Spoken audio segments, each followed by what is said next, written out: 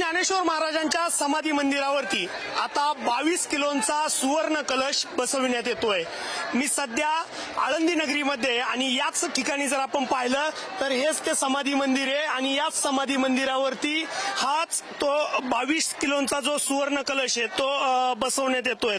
माझ्यासमवेत हरिभक्तपरायण उमेश महाराज बागडे आहेत। महाराज, काय एकंदरीत आपण वर्णन कराल या संपूर्ण क्षणाचं? आज अत्यंत सुवर्णाचा क्षण आहे। ज्ञानेश्वर महाराजांच्या जयंतीला आज 750 वर्ष पूर्ण होत आहेत। म्हणजे आपण बोलायचं झालं तर ज्ञानेश्वर महाराजांचा हा 750वा वाढदिवस आहे व्यावहारिक भाषेत बोलायचं झालं तर। आणि ज्ञानेश्वर महाराजांनी समृद्ध महाराष्ट्राचं जे सुवर्ण स्वप्न 750 वर्षापर्यंत जपून ठेवलं त्याचा हा सुवर्ण क्षण आहे। आज आपण उल्लेख केला की 22 किलो सुवर्ण इथे आज या कलशावरती चढवलं जाणार आहे। खरं ज्ञानेश्वर महाराजांच्या साहित्यामध्ये आपण सुवर्णाची उदाहरणं बघितली तर ज्ञानेश्वर महाराज एका ठिकाणी असं म्हणतात की सुवर्णाचे मणी केले ते सुवर्णाचे सुती ओविले। ज्ञानेश्वर महाराजांना अपेक्षित असणाऱ्या शुद्धतेची जी भावना आहे तर ती सोन्यासारखी आहे। सोनं हे शुद्ध समजलं जातं आणि आज अत्यंत महत्त्वाच्या पर्वावरती माऊली ज्ञानोबारायांच्या कलशावरती आज सुवर्णाचं हे सगळं मंडित स्वरूप आपल्याला दिसतंय।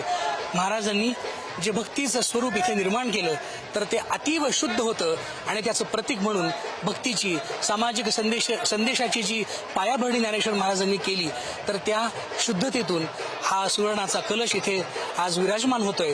ही केवळ ज्ञानेश्वर महाराजांचीच कृपा आहे आणि आज महाराष्ट्राचाच नव्हे तर भक्ती संप्रदायाचाच उत्सव या ठिकाणी संपन्न होतो आहे।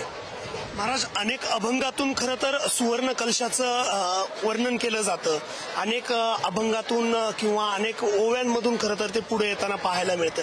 काय एकंदरीत ह्या संपूर्ण, कारण गेल्या कित्येक वर्षांपासून हा या ज्या मंदिराचा जो कलश होता तो पंचधातूंचा होता, आता तो सुवर्ण होता। आपल्याकडे आपल्याला माहित असेल की संत नामदेव महाराजांचा एक प्रसिद्ध अभंग आहे।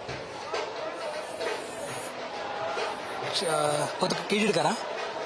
आपल्याकडे एक प्रसिद्ध अभंग आहे की तुका म्हणे मोक्ष देखील या कळस, की हा जो कलश आहे तर तो आपल्या इच्छेंचा पूर्ण कामना करणारी ती एक भावना आहे। म्हणून की आपल्या वारकरी संप्रदायामध्ये भक्ती उपासनेमध्ये कलशाला अत्यंत महत्त्वपूर्ण असं स्थान आहे। कलश याचा अर्थ असा आहे की एखाद्या कार्याची पूर्णाहुती, एखादी गोष्ट पूर्ण झाली की आपण म्हणतो की आपलं कार्य कलशाला गेलं आणि कलशाच्या उपासनेमध्ये, कलशाच्या दर्शनामध्ये भगवंताचं दर्शन होतं, अशी आपली वारकरी परंपरा आहे।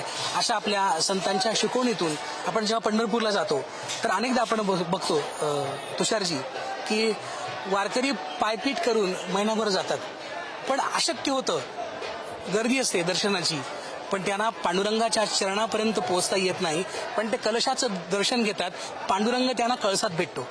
श्रद्धेची आणि उपासनेची ही जोड आहे ती त्या कळसावरती आमच्या संतांनी आम्हाला शिकवली। म्हणून आपल्याकडचा जो भक्ती उपासनेचा पंथ आहे तर तो भक्ती सुरू केल्यानंतर त्याची उपासना ही कलशापर्यंत जावी आणि भगवत भेटीपर्यंत त्याचा मार्गक्रमण व्हावा, याचा हा सगळा आलेख जो आहे तर तो हा कळस आहे। या संपूर्ण सोहळ्याला जर आपण पाहिलं तर लाखो भाविक खरं तर या अलंकापुरी नगरीमध्ये दाखल झालेले आहेत। काय एकंदरीत या संपूर्ण अलंकापुरीचं आजचं वर्णन? खरं म्हणजे की आज ज्ञानेश्वर महाराजांचा जन्मोत्सव आहे। आज भगवान कृष्णाचं अवतरण ह्या दिवशी इथे झालं। ज्ञानेश्वर महाराज स्वतः भगवान विष्णूचे अवतार आहेत। ब्रह्मा सोपान तो झाला, आपण जर हा अभंग बघितला तर महाविष्णूचा अवतार सखा माझा ज्ञानेश्वर असं म्हटलंय।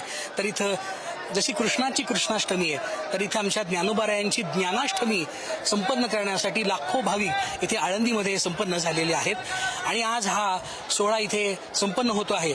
महाराष्ट्राचे सन्माननीय मुख्यमंत्री आदरणीय श्री देवेंद्रजी फडणवीस साहेब आणि उपमुख्यमंत्री साहेब एकनाथजी शिंदे साहेब यांच्या उपस्थितीमध्ये हा सोहळा इथे संपन्न होत आहे। राज्याचे अनेक मंत्री महोदय आणि भाविक भक्त इथे उपस्थित आहेत आणि विशेष महत्त्वाची बाब म्हणजे ह्या कलशाचं पूजन वारकरी संप्रदायातले दोन अधर्वी संत हरिभक्तपरायण शांतीब्रह्म मारुती बाबा कुरेकर आणि डॉक्टर नारायण महाराज जाधव, की हे वारकरी संप्रदायाचे प्रचारक, साहित्याचे उपासक आणि ज्यांनी अनंत साधक ह्या ज्ञानोबा मालवींच्या मार्गामध्ये घडवले, अशा साधूवर्यांच्या हस्ते हा सुखसोहळा इथे संपन्न होत आहे। म्हणजे आपण जर का बघितलं की ह्या दर्शन बारीमध्ये लाखो भाविक इथे उभे आहेत आणि ते ज्ञानेश्वर महाराजांच्या गजरामध्ये आपला आनंद सोहळा इथे संपन्न करीत आहेत. आता खरं तर हा संपूर्ण जो सुवर्ण कलश आहे तो आता मंदिर आहे म्हणजे समाधी मंदिराच्या या वरती नेला जातोय आणि खरं तर हा आता कलश काही वेळातच बसवण्यात येतोय. अगदी बरोबर आहे. आपण ही सगळी दृश्य जी बघतोय तर वरती सगळी ही लगबग सुरू आहे आणि सगळ्यांच्या चेहऱ्यावरती एक आनंद उपभोगतोय आपण सगळे इथे की ज्या ज्ञानेश्वर महाराजांनी वैचारिकतेने हा महाराष्ट्र सुजलाम सुफलाम केला आणि प्रत्येकाला सुगीचे म्हणा किंवा सुवर्णाचे दिवस दिले.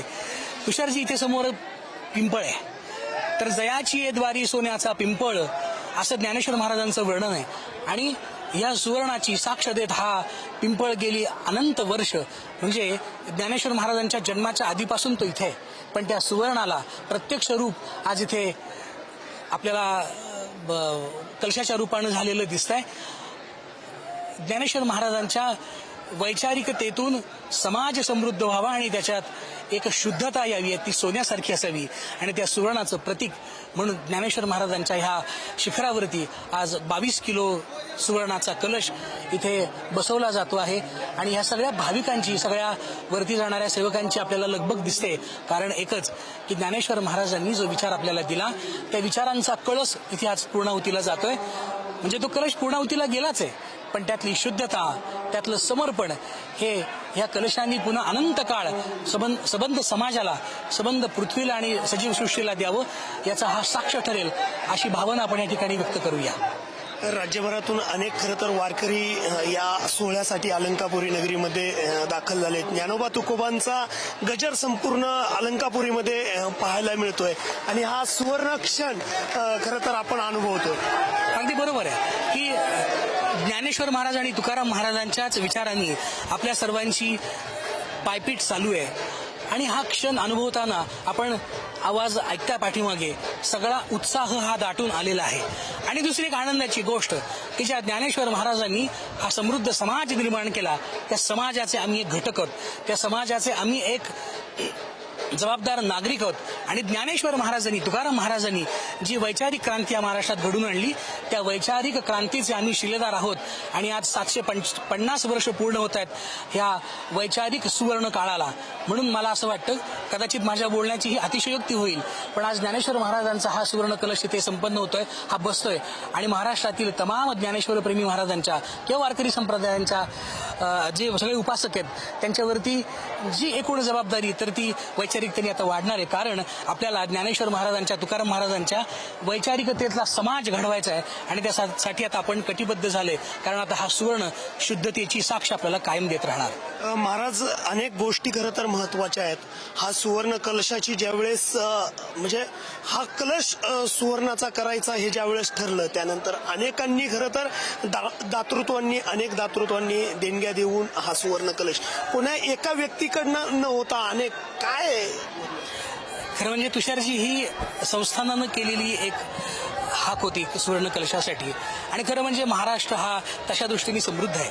कुणी एखादाही व्यक्ती हे सुवर्णदान देऊ शकला असता पण की ज्ञानेश्वर महाराजांच्या ह्या सुवर्ण कलशामध्ये आपलं सुवर्णदान केलं जावं याच्या पाठीमागची जी भावना आहे प्रत्येक समाजातल्या घटकाकडून इथे त्याची श्रद्धा ओतली गेलेली आहे, इथे त्याचं प्रेम ओतलं गेलेलं आहे. त्यामुळे की सगळ्यांचे हात सगळ्यांचं योगदान सगळ्यांची सेवा ज्ञानेश्वर महाराजांच्या कलशाप्रती असावी आणि त्यातून ज्ञानेश्वर महाराजांच्या भक्तीचं प्रतीक जे आहे तर ते पुन्हा जागृत व्हावं. कारण ज्ञानेश्वर महाराजांनी जो भक्तीचा संप्रदाय उभा केला तर मिळविली मांदी वैष्णवांची असं म्हटलंय.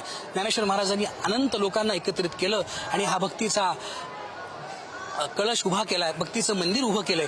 म्हणून ह्या दृष्टीने एका कुठल्याही व्यक्तीला प्राधान्य न देता ज्ञानेश्वर महाराजांच्या वरती आपलं अनन्वित प्रेम करणाऱ्या भक्तांना आवाहन करून महाराष्ट्रातल्या तमाम भाविकांनी इथे आपलं दान या ठिकाणी पूर्ण केलंय आणि त्या दानातून हा माऊलींचा कळस इथे संपन्न होतोय. 22 किलोचा सुवर्ण कलश खरं तर आता या समाधी मंदिरावरती बसतोय. आता खरं तर त्याची म्हणजे जो कलश आहे तो आता नेहमी अनेक वारकऱ्यांना पाहायला मिळणार आहे. अनेक भाविक ज्यांना समाधीपर्यंत दर्शन घेता येत नाही त्या भाविकांना खरं तर त्या कलशाचं दर्शन घेता येणार आहे. हा अगदी आपण म्हणतो की अगदी खरं आहे की आधी पण वारकरी मंडळी जिथे भक्तीसाठी म्हणजे दर्शनासाठी येतात तर त्यांना गर्दी असेल मग अशी मी बोलून गेलो तर ते कलशाचं दर्शन घेतात. पण आज यानंतरची जी भावना असेल, कदाचित असं माझं वैयक्तिक मत आहे, ते वेगवेगळं असू शकतं, पण की आज आमच्या ज्ञानोबा माऊलींच्या कलशावरती, शिखरावरती सुवर्णाचा कलश आता विराजमान झालाय आणि आमचे ज्ञानेश्वर महाराजांच्या म्हणजे कलश हा त्यांच्या डोक्यावरती शिरपेच आहे, मुकुट आहे आणि आमच्या ज्ञानोबा माऊलींनी आता मुकुट धारण केलेला आहे आणि ज्ञानेश्वर महाराजांची ही प्रतिमा अत्यंत नयनरम्य अशा स्वरूपाची झाली. त्यामुळे की इथून पुढे दर्शन घेताना प्रत्येक भाविकाचा जो माथा आहे तो अत्यंत शुद्धतेने आणि प्रेमाने इथे टेकेल, कारण आता ज्ञानेश्वर महाराजांच्या शिखरावरती सोन्याचा कलश विराजमान झालेला आहे, सुवर्णयुक्त ज्ञानदेवांचा कलश. अशी भावना ठेवून लोक समर्पित होतील अशी मला खात्री वाटते. हा सुवर्ण कलश आता आपण याही डोळ्यांनी खरं तर पाहायला भेटतोय, हे आपलं खरं तर भाग्य आहे. आणि आता या मंदिरावरती आता सुवर्ण कलश खरं तर बसवण्यात आलाय. आता सुवर्ण कलशाची झालेली यथासांग पूजा होऊन आता शिखरावरती कलश बसलेला आहे आणि मगाशी म्हटल्याप्रमाणे की ह्या कार्यक्रमाला, ह्या कलश पूर्तीला आता खऱ्या अर्थाने पूर्णता आलेली आहे आणि ह्या पूर्णतेतून हे ज्ञानेश्वर महाराजांच्या कलशाचं काम आता अंतिम टप्प्यातून आता पूर्ण अवस्थेला प्राप्त झालंय. त्यामुळे की आपण इथे माझ्या पाठीमागे दर्शन बारी आहे आणि दर्शन बारीतले भाविक आपण बघितले तर ते हात जोडून कलशाकडे उभे आहेत, जणू काही त्यांच्या जीवनामध्ये किंवा त्यांच्याकडे एकच मागणी मागतात ज्ञानेश्वर महाराजांच्याकडे की आपल्या भक्तीचा कळस इथे मोठ्या प्रेमाने इथे बसवला गेलेला आहे आणि त्याच प्रेमातून आपण आमच्यावरती कृपादृष्टी करावी आणि आमच्या भक्तीचा, आमच्या जीवनातला संसारिक जो काही क्रम आहे तो अशा पद्धतीने उंचावला जावा आणि आपल्या भक्तीने आमचा संसार बहरत जावा. ज्ञानेश्वर महाराजांच्या सुवर्ण पिंपळाची जी साक्ष देताना अनेक अभंग आपण बघतो की ज्ञानेश्वर महाराजांच्या द्वारी असणारा सुवर्ण पिंपळ हा काही सोन्याचा नव्हे, पण तो सुवर्णाचा कलश सांगत असताना तर सुवर्ण म्हणजे सुख, सुवर्ण म्हणजे आनंद. ज्ञानेश्वर महाराजांच्या ह्या सुवर्ण कलशाने प्रत्येकाच्या अंतःकरणात यानंतर सुख आणि आनंद याची अनुभूती नक्की आल्याशिवाय राहणार नाही, कारण ज्ञानेश्वर महाराज सुखाचा सागर आहेत. नक्कीच ज्ञानेश्वर महाराज सुखाचा सागर आहे आणि ज्ञानेश्वर महाराजांच्या याच समाधी मंदिरावरती सुवर्ण कलश हा बसवण्यात येतोय आणि त्यासाठीच हा संपूर्ण जो संस्थांचा अट्टहास असेल किंवा ग्रामस्थांचा अट्टहास तो गेल्या काही दिवसांमध्ये आपल्याला पाहायला मिळाला आणि तोच आता क्षण आपल्यास इथे अनुभवायलाही मिळतोय. कॅमेरामन संपत मोरेसह तुषार जरेकर, पुढारी न्यूज, श्री क्षेत्र आळंदी.